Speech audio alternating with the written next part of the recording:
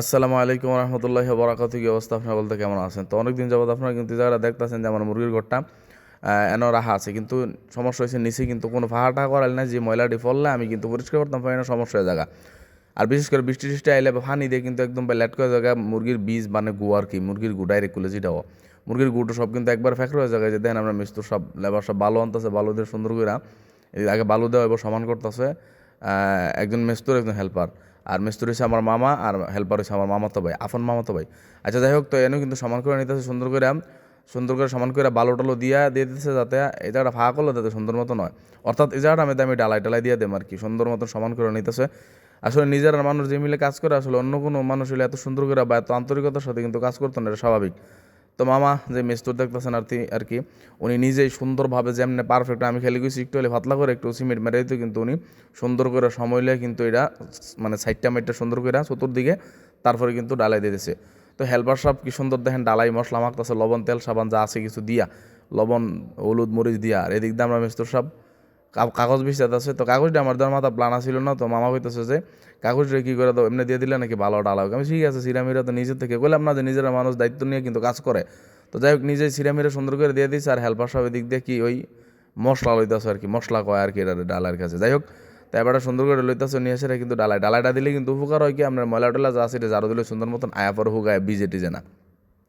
তো যাই হোক বিসমিল্লাহির রহমানির রহিম ডালাই দেওয়া কিন্তু শুরু হয়ে গেছে। বেশি জায়গা না, জায়গা কিন্তু আপনার রয়েছে 3 হাত বাই 4 হাত সম্ভবত। তো এটি কিন্তু ডালাই দেওয়া শুরু হয়ে গেছে, এই কোনার থেকে পুরোটা ডালাই দেওয়া হবে, এদিক দিয়ে একটু স্লোপ থাকবো যাতে পানিটা সুন্দর মতো আয় পড়ে। এটা সুবিধা হয়েছে কি, আপনার ময়লা টলা পিছনে সাইডে ফাইডে যে পানিটা আছে বৃষ্টি এলে ওটার ভিতরে ঢুকতো না, ময়লাটি আপনার ভিজা হইতো না। ভিজা হইলে কি ময়লাটা পরিষ্কার করতে কিন্তু মারাত্মক সমস্যা, ঝাড়ু দিতে গেলে ঝাড়ুর মধ্যে লাগিয়ে থাকে, আর নানান ধরনের সমস্যা।